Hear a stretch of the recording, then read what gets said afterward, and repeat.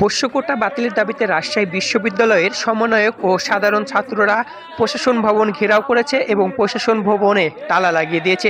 তাদের এই পোষ্য কোটার দাবিটি না মানা পর্যন্ত তারা এই আন্দোলন চালিয়ে যাবে বলে আরও জানিয়েছেন। একটি আন্দোলনে সারা বাংলাদেশে একটি ফ্যাসিস্ট গভর্নমেন্ট চিহ্নিত ফ্যাসিস্টরা তাদের পতন হলেও এখনো পর্যন্ত কোটার যৌক্তিক সংস্কার তো দূরে থাক, রাজশাহী বিশ্ববিদ্যালয়ের মতো একটি প্রতিষ্ঠানে এখনো পর্যন্ত অবৈধ পরিবারতন্ত্র, অযৌক্তিক একটি অবৈধ কোটা এখনো পর্যন্ত তারা চালু রেখে ভর্তি বিজ্ঞপ্তি প্রকাশ করেছিল। আমরা বিগত 2 মাসে বিভিন্ন ধরনের প্রতিবাদ সমাবেশ করে তাদেরকে জানান দিয়েছি এটার ভয়াবহতা কতটা, এটার কতটা ভয়াবহ হতে পারে, এটার পরিণাম কতটা ভয়াবহ হতে পারে, কিন্তু তারপরেও তারা আমাদের কাজের ভ্রুক্ষেপ না করে গতকাল তারা 1% বহাল রেখেছে এবং অপরিণামদর্শী সিদ্ধান্ত নিয়ে বিশ্ববিদ্যালয়ের এই ভিসি প্রভিসি তারা আমাদেরকে নিয়ে রাষ্ট্রে তাদের ফেসবুক পোস্টে তারা আমাদেরকে বিভিন্ন ধরনের ব্লেম দিয়েছে। আমরা নাকি তাদের কাছে অন্যায় আবদার করতেছি। আমরা আপনাদেরকে বলতে চাই, আমাদেরটা যদি অন্যায় আবদার হয় তাহলে আপনারা কাদের দালালি করতেছেন অবশ্যই জবাব দিতে হবে।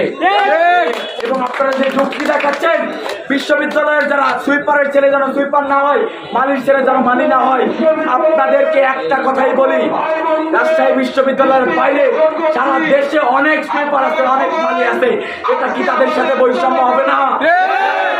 আপনারা যদি চালু করেন তাহলে সুইপার কোটা চালু করেন, এটা সারা দেশের সকল সুইপার এই কোটার মুক্ত। আপনারা মালি কোটা চালু করেন, সারা দেশের যত মালি আছে তারা এই সুবিধা পান। আপনারা মেধার বিপরীতে এমন কোন অবৈধ পরিবারতন্ত্র আপনারা রাখতে পারবেন না। এবং আপনারা যে বলতেছেন তারা পিছিয়ে পড়া জনগোষ্ঠী, রাজশাহী বিশ্ববিদ্যালয়ের 34,000 শিক্ষার্থীর মিনিমাম 6 থেকে 7,000 শিক্ষার্থী আছে যাদের বাবার দৈনিক ইনকাম 150 থেকে 200 টাকা।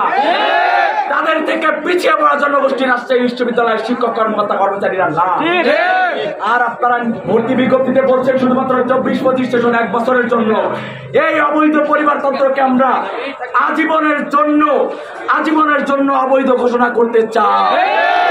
আবার নতুন করে 2 বছর পরে মাথা গোজার কোনো সুযোগ নাই।